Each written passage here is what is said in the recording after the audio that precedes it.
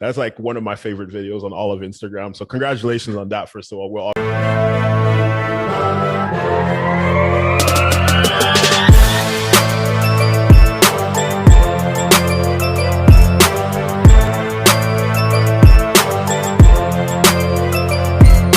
Hey, what's up, everybody? It's your boy Juju, and welcome back to the 1% of Juju podcast, where we teach you the practical steps to live your life like the 1%. Make sure you are subscribed to the podcast. Make sure that you do all that good stuff, but I won't bore you with that because we have a special guest. You guys can see the thumbnail. You guys can see the name of the episode.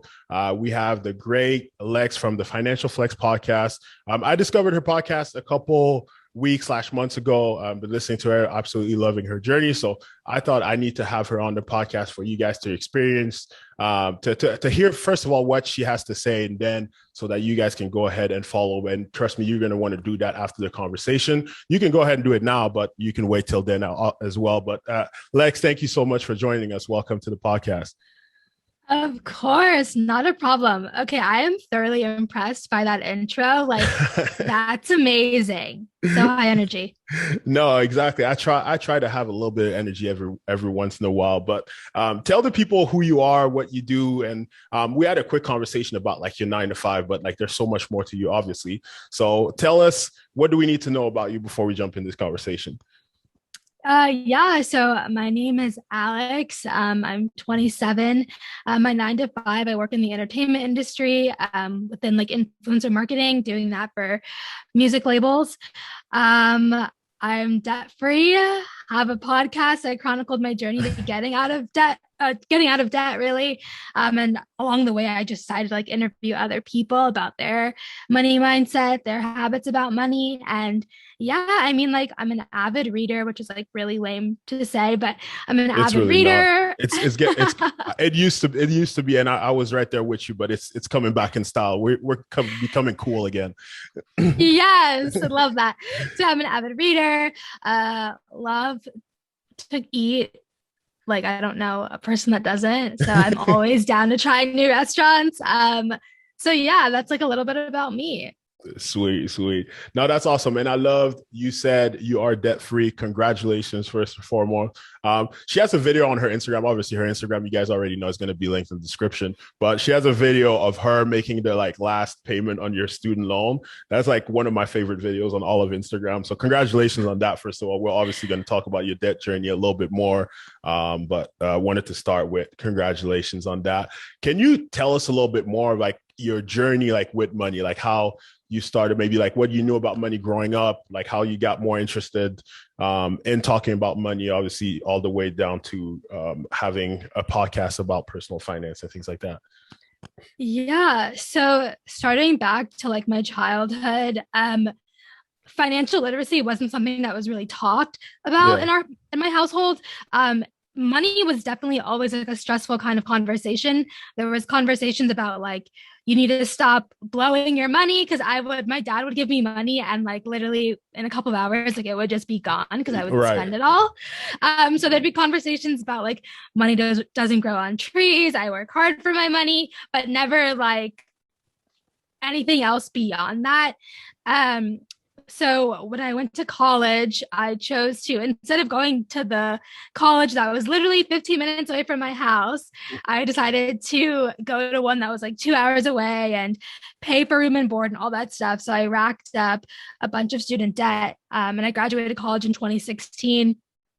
And so 6 months after graduating, when it was time for me to start paying back my loans, I was literally making $725 working at the mall as a sales associate, and could not afford my monthly payments. And I was very stressed out about money because I also had a car note too. So I had a car note, trying to pay back these student loans, and then also trying to like scrape up enough money to try and move out of my mom's house. And I was just always stressed out about money. So one summer, I was at my now husband, but boyfriend at the time, I was at his house, just talking about my stress. And his dad was like, happened to be in the kitchen and was like, like you don't have to, be like 50 years old to like pay off your student loans. Like you can develop a plan and like work on it and like, be debt free. And like at the time it was like the goal was like 2 years. And I was like, I've literally never heard that before.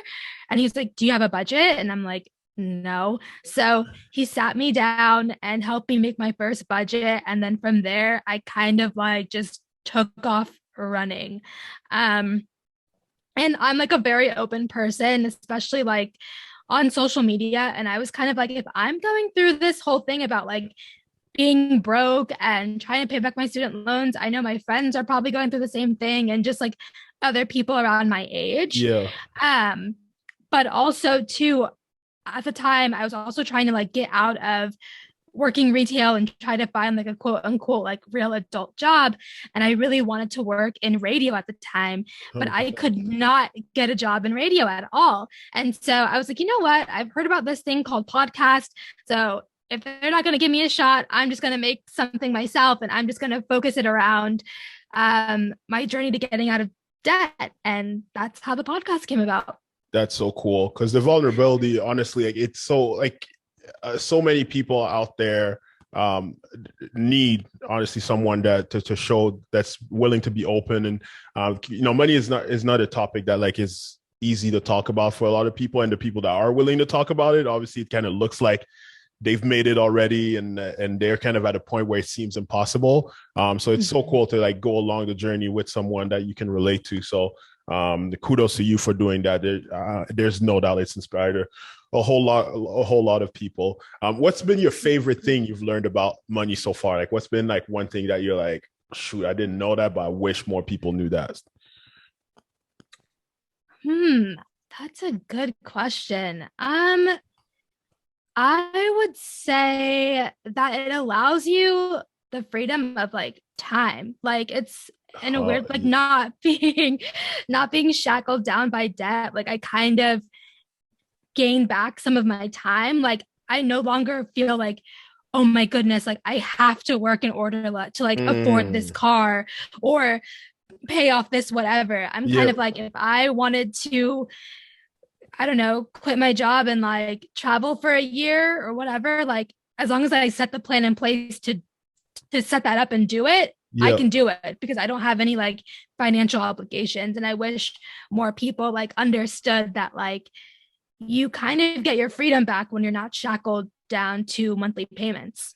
Oh man, I couldn't agree more with you. When I speak, like I've gotten to a point in my life where like I openly speak about the fact that like I want to make money, and like that, having money is important to me, but it has nothing to do with like the material things that you can buy and all that. It's really like knowing that if, like you said, if you want to go on a trip, if you want to spend more time with your family, if you want to, just having the ability to like not be tied down to a job and thinking like, oh, I need to, work 50, 60, 70 hours plus a week, right? Like it just to make sure that I can afford this inflated lifestyle and the added monthly payments that come with it. So super cool. So let's talk about your debt repayment journey, because like that's what I'm all here for. So how much was it exactly? And you said it took you 2 years and it was $60,000, or am I all over the place with these numbers? Yeah, no, it's fine.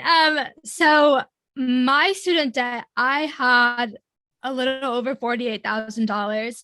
And then my husband had $10,000 because he originally had 27, but when we got married, he had got it down to 10,000. So altogether, it was around 58,000, but for rounding up sake, just $60,000 of student loan debt. And we pay. It took us 4 years, but the last year and a half is when we made the most momentum, and we paid off a little over $20,000 in a year and a half. Wow, that's amazing. That's really, really cool. And what would you say, obviously you guys sat down, made a budget. Outside of that, like what are some of the strategies that you guys used and what really helped along that journey? I literally wish I had like a cooler answer than this, but we literally just sacrificed and put our heads down and really grinded. Like it got to a point where we no longer went by like a traditional budget. We mapped out how long it would take us to pay off our debt. Like, I guess for the sake of the conversation, we were like, okay, we want to get out of debt this year. So how much money monthly do we need to pay to get out of debt by like December. And that figure was about, I think like $2,200 or $2,300 a month. And so we split that into two. And so I would pay half of that and he would pay half of that. So yeah, I pretty much every pay period would literally take half of my paycheck and put it towards student loans. And he would do the same thing. And that's how we achieved it. Yeah. No, that's really cool. Like, what are some things? Because you spoke about, kind of like living without the budget and things. Like, what changed once you made the budget and you really put the plan together? Like, what are some of the things that maybe like you sacrificed so that you were that you allowed you to put? Because I'm assuming you probably didn't have just $2,300 laying around just for fun. Like, what are some things that you had to sacrifice during that time in order to be able to afford that? Yeah, the biggest thing we had to sacrifice was our space. So at the peak of the pandemic, we were living in an apartment in Atlanta. The rent was like $1,400 a month. But my husband, he is in like he's a flight attendant. And so we were unsure if that industry, like we weren't unsure if he was going to get let go or what have you, like during the peak of the pandemic, because, he wasn't, clocking as many hours as he once was pre-pandemic. Yeah. So we kind of made the decision we were going back and forth about, okay, well, we definitely can't afford to live here anymore if we're trying to pay off our loans.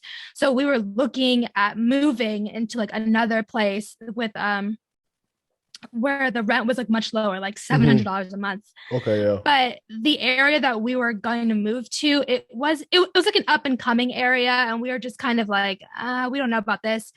So his parents actually offered us to move back in with them. And at first we were like, absolutely not, we're not doing that. But then like the more we thought about it, the more we were like, this could be an opportunity to really speed up the process. Right. So we took them up on that offer. We do pay rent because we still live here now. But so we pay $700 a month. And that being able to cut our rent in half really helped us have a lot more money. And then also too, by staying here, like we're not buying groceries, like a week's worth of groceries. We're just buying groceries for like maybe 2 or 3 days, because we do cook for the family like 2 days, like 2 nights a week. We don't pay utilities. So things like internet bill, electric bill, like we don't have that. So all that extra money that we were, saving, we were able to throw out the debt. So that was like the biggest thing. Yeah, that's super cool. Because there's a quote that I'm going to share again. It's become a quote that like I really, really love. But I spoke about it on another one of my podcast episodes. And it's like most people often sacrifice what they want most for what they want now.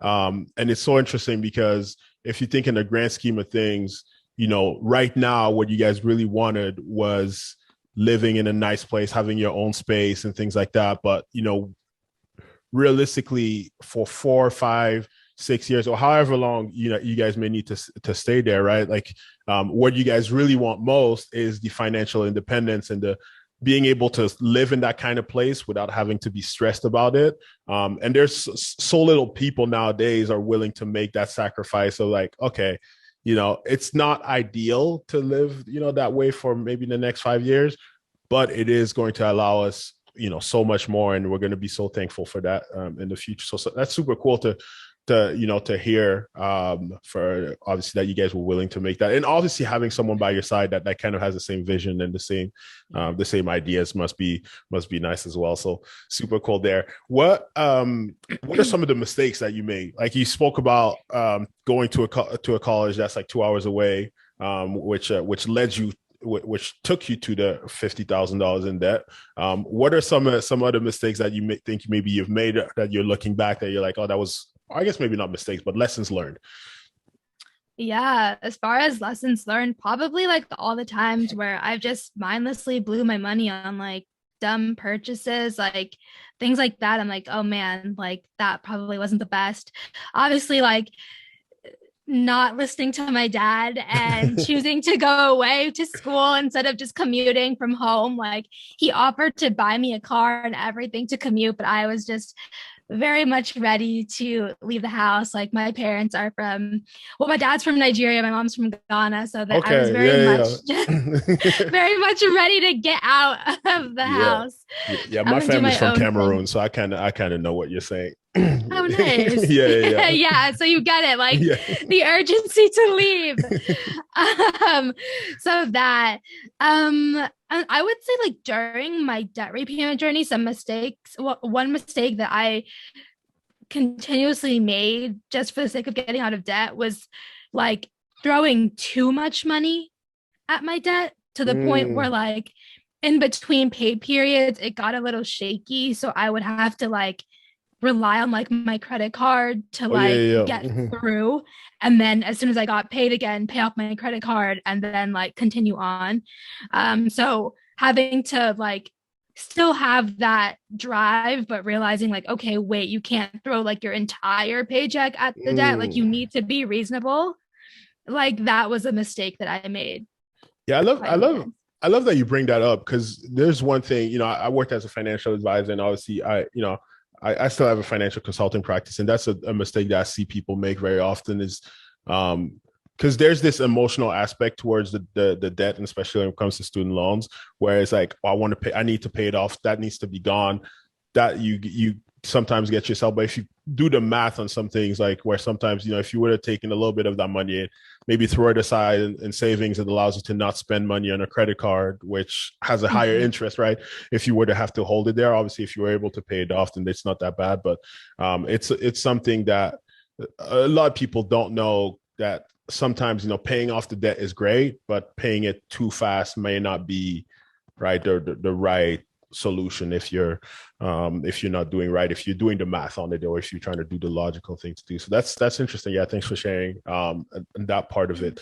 What was the most fun thing that you talked about, like the dumb purchases, but like let's make this fun. Like what's the most fun thing that you look back, you're like, this was really stupid, but I'm just so glad I bought this? Because there's a lot of things to Ah, it. Like mine, like just to put this in context, what kind of things I'm looking for. I once bought a money gun. It was $100, and I don't know. I have never used it. It broke in like 2 seconds, and like I don't regret it to this day because it was so cool. I just like threw a bunch of ones out in my apartment. I didn't even do anything fun with it, and then it broke, and I never got to use it again. wait, that's so funny. Man, I don't know. I can't. I'm trying to think like what is something that I, just recklessly spent money on, but it ended up being fine. Um, I don't know, to be honest. Like, I feel like I try to be pretty intentional. Like, the only thing I really like splurge for real on is like shoes. Like, I love that. yeah, I'll Are you a drop some money sneakerhead? on shoes. No, I'm not, Okay. unfortunately. Yeah, no, I'm more of like a boots kind of gal. So like Okay, I see. I spent like $200 on a pair of Docs, which normally I don't know. I feel like for some people it may be like, what? That's so much money for a pair of like combat boots, but I Right. just really liked the look of them. So yeah, I think like maybe like shoes, just like spending more than what I would have in the past. Like Allocated. that's Okay. something. Yeah. Yeah. Yeah. That was a big problem for me when like I first started making money, is like just like allowing myself to say like, oh, like you have money, you don't have to spend it all. And like with the years, like I kind of like learned that, and became like Yeah. obsessed with like buying things that are gonna make me more money. But no, Mhm. cool. I know we spoke Are about you a mistake. sneaker? Oh, sorry. No, Are no, you go a ahead, go ahead, go sneakerhead? ahead. Yeah, unfortunately, it's really bad problem. We're trying to work on it, but um no, there's like I kind of gotten to a point where I'm like, okay, I'm gonna make certain sacrifices, and there's places where I'm going to spend money, there's places where I'm not, and I can't like I personally don't use budgets, so I've gotten to a point where I make sure that I save a certain amount of money. That's the first thing I do. Obviously pay my bills, and then anything that's left, I kind of allow myself to have some fun with it. Whether it's going to Starbucks every single day or eating out. I don't eat out a ton, so that's what helps. I don't live in expensive places. Those things also help, and then I'm able to afford as many sneakers as I want. So Wow. it's kind of like setting up systems that work for you, right? So, but Mhm. but yeah, shoes is definitely something I can relate with you on that. What are some of the things that along that journey where whether it's like the mistakes that you made or anything else that you kind of like, how's that shaped how you're going to make future money decisions? Like how's that impacting how now you live your day to day, whether it's, buying things on credit, like taking on debt or investing? What have you learned, and like, how are you taking that into the future? Yeah, so I'm a little bit more mindful of like my silly splurges, because I'm like, wait, that $200, I could put that in my IRA. Like this is probably good to mention, but like during my debt repayment journey or whatever, I didn't set up a retirement account. Like I just never did that. So I kind of got a late start to saving for retirement. So now that's on my mind. So it's like, yeah, do I want these $200 shoes? Can I afford them? Yeah, but maybe my money would be better served like helping future 70-year-old Alex. Exactly. Yeah. I think that's one thing I learned. Another thing too is just like the importance of like delayed gratification. Like this journey has been one of the like toughest things, because it wasn't just like a 1 week or 2 week. This was like a 4-year, right, Monday through Sunday, in and out kind of thing. And just being able to see the bigger picture and be like, okay, like I'm not doing this for the me, right? Like the Alex right now. I'm doing this for like the Alex, like the future Alex, like the 35-year-old Alex, 45-year-old Alex. But not only that, but I'm also doing this for like, if and when I decide to have children, like I'm doing it for them. Yeah. I'm doing it. I have a little brother who's like literally 1. So, hopefully by the time if he decides to want to go to college, like hopefully like I can be able to like assist and help him with that, so he doesn't have to take out loans and he can graduate school debt free, and just like things like that. Just kind of like looking at things long term instead of so short term. I think that's an important thing that I've learned, in my journey. That's really cool, because I don't know how like in touch you are with like, compounding interest and like time value of money, but there's like this cool thing where I decided to calculate like how much, if you were to buy coffee at Starbucks every single day, I was like, even if you were to do it, let's say 5 days a week, to pay $5 or $6 for coffee instead of making it at home, long term, over the course of the years, if you were to invest that money, it's like $500,000 over the course of 40 years that you would have at the end of the 40 years. So whenever I think about wanting to go to Starbucks, and I always think it's not $6 that I'm spending, it's like $500,000, because if you allow yourself to do it once, you kind of like get into a habit of doing it. I try as much as possible not to do it, but because of that delayed gratification. So I love the fact that you shared that. Super cool. Well, let's flip gears a little bit, and I want to talk a little bit more about your podcast specifically, because I think that it's really, really cool. And I mean, the internet is great. Just the fact that, we can get up, you said like you wanted to be in radio and, not necessarily getting the opportunities that you wanted. And like the fact that you can just get up and literally, download an app and like have the opportunity to put some information out there and help and really provide valuable information that people need out there. I think it's really amazing, because and you spoke about what got you started, but what keeps you going? Like, what are some of like, your goals with the podcast? Like, what is it that you want to accomplish with it now? Yeah. Well, first and foremost, what keeps me going is really like my listeners. Like it's like the best feeling having people message me and being like, thank you for sharing this. Like I'm in the same position, or you inspired me to pay off my car, things like that. Because I think like social media paints like a false picture of what life in your 20s is really supposed to be like. And I just got so tired of seeing people like on fancy trips and like really nice clothes and all this stuff. And I'm like, how are they affording this? Like, am I doing something wrong? So being in sharing my journey, like having people being like, I relate to this, I appreciate this, thank you. Like that's what keeps me going. And also too, just providing like an avenue for people to, learn more and think more about money and how they handle it. I think that's what motivates me, because I'm like, well, someone listening may not get this information from anyone or anywhere else. So that's what keeps me motivated. As far as like the future of the podcast, I definitely want to keep growing. Like I would love to kind of be a part of like a podcasting network. Like that's one of Mm-hmm. my goals that I've had for like the last like year or so, really trying to grow my following and grow my numbers to do that so I can eventually like make like legit well, not that I'm not making legit money, but like, just make more income using the podcast because I love it. Yeah, no, I love that. And I mean, I'll be one of the people cheering you on to do that and stuff like that. Because, I do find it like really cool, and especially being in the personal finance space together. I think I had like one of my friends like ask me once, like, oh, like this, I see this like one person like doing a podcast like that, your competition.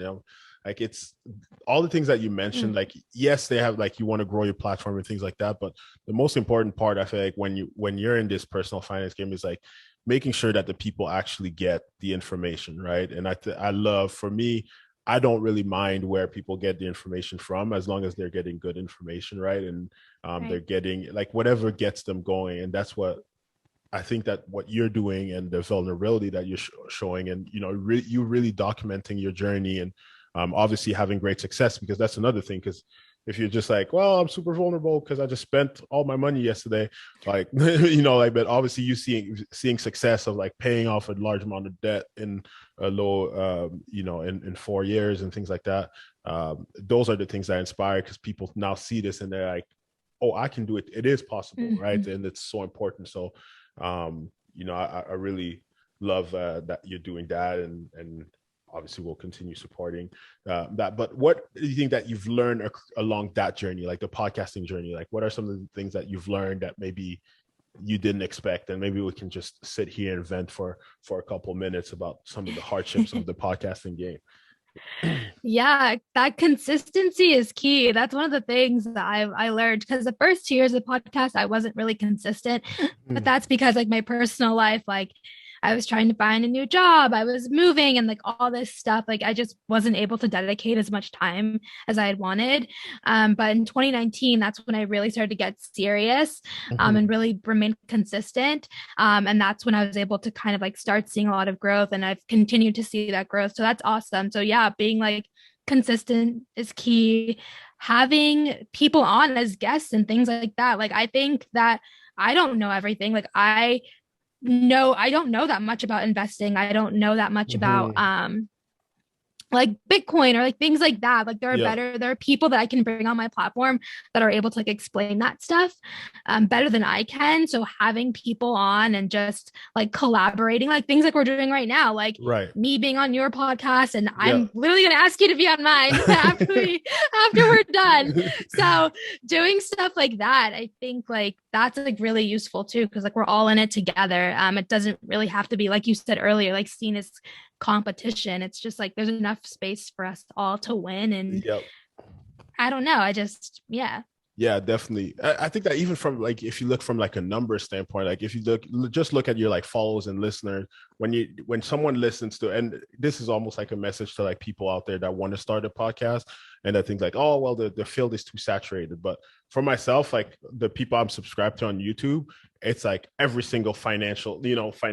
So I'm not listening to one podcast and listening to that one alone. So like this competition, it's not like, if you're, let's say like you're selling sneakers, one person may decide between Nike and Adidas, but when it comes to podcasts, people will listen, multiple things and try to get the information out there, which is like really cool. So for us, there's not that much of that competition. It's just about making sure that we get better and things like that. But yeah, let's talk about like bringing guests in. Like, how do you pick your guests? How do you make sure that you get the quality, like some quality guests on your podcast, and in order to continue growing, but also making sure that you get good information for your listeners? Yeah, so I start off with people that I've been following for a while. So I've kind of had time to like assess the content that they're putting out, because not everyone's putting out quality content or content that I feel like aligns with what I want to deliver to my listeners rather. So yeah, it starts off there. And then, as time goes on, I may find like more creators or more people like through their following and things like that. So it's just kind of like a deep dive. I feel like a snowball effect kind of thing. And then I just like, if I don't have like a relationship with them, I'll just like find their email and like send out like a cold email that's like pretty respectful and pretty professional, just like introducing myself, what I do, and seeing if they're interested. And honestly, like I was surprised when I first started doing it. I was like, no one's gonna want to do this. Like, I'm just this like Same. nobody podcast. Like, Yeah. who cares? But like, people love talking about themselves. So people are like, Exactly. you want to interview me? Like, of course. And I'm like, oh my gosh, this is awesome. But I have gotten to the point now where I do get a couple of people who like reach out to me to like inquire about being on the show. But if Mhm. I feel like they're if I feel like what they're talking about doesn't really align with like my viewers or Yep. what my platform is about, then I'll just like decline, unfortunately. Yeah. Have you gotten any no's yourself?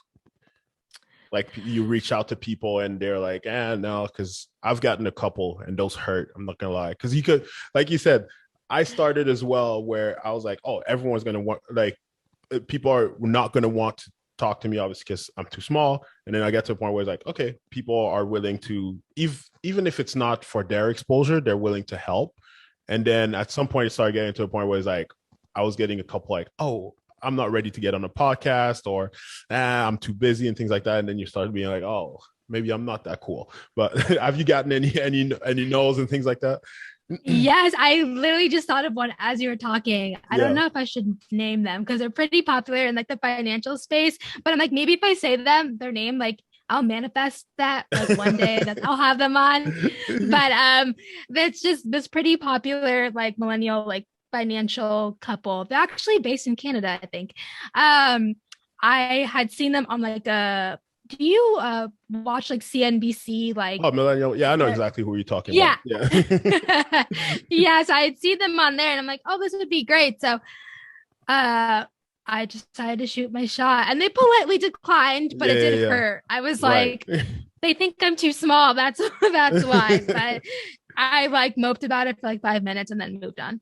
Yeah, no, that's cool. Cause I mean, I work in sales, so like getting no's is like literally part of my life at this point. But I always like wonder like how other people, deal with it. Cause I mean, it's part of the growth, but I encourage you continue shooting your shot. Cause like I said, your podcast is going to continue growing. I believe in, and at some point, like a lot of people, you can come around and hopefully they will come around as well. So exactly. yeah, that's super cool. Outside of that, like what are some things that you want to do like with the podcast? Like what are some things that like in the future you're looking to maybe add? Like what's the long-term vision outside of just I mean, the number one is obviously going to continue being for you, I'm assuming, like having a positive impact on people.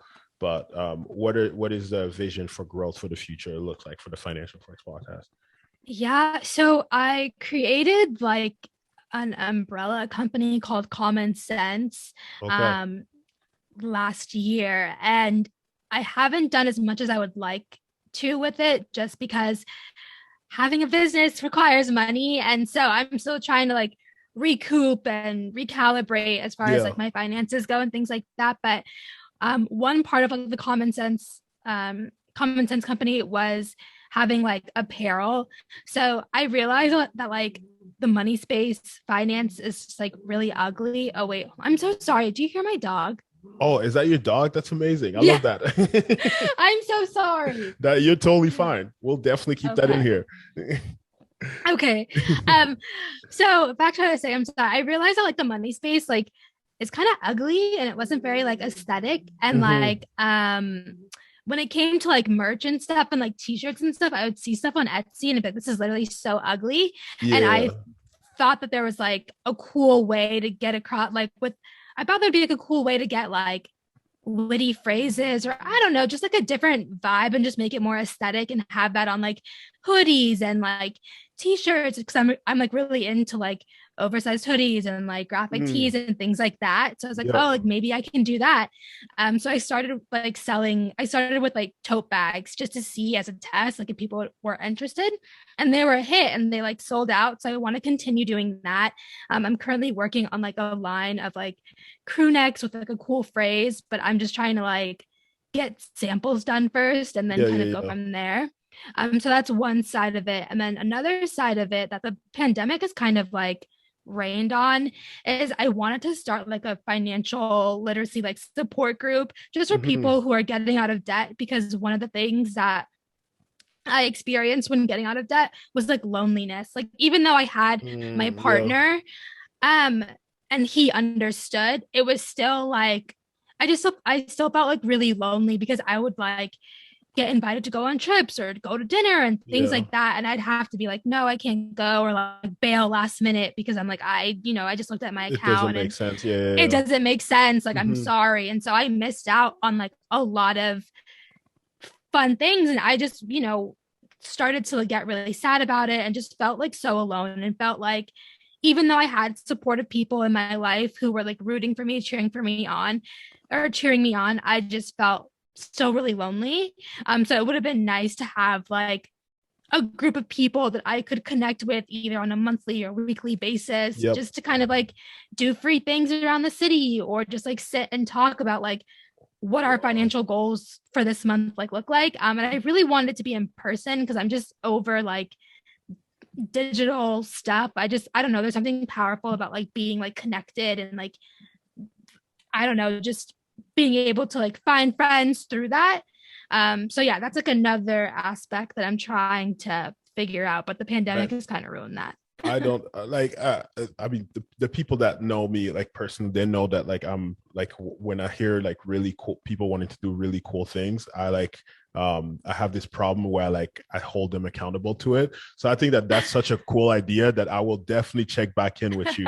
We'll probably have you back on, but like I will check back in with you and make sure that you're following through on that. Because especially some of the ideas, because when you said like, a support group, I think that those are amazing. But sometimes it's just like, okay, well, sitting here and talking about how hard it is to pay off our debt, sometimes it gets a little repetitive. But when you spoke about finding free things to do around the city, and finding people that are going through the same journey, but like realizing like, oh, we can still have fun in our lives, and like let's do it together and let's support ourselves through that.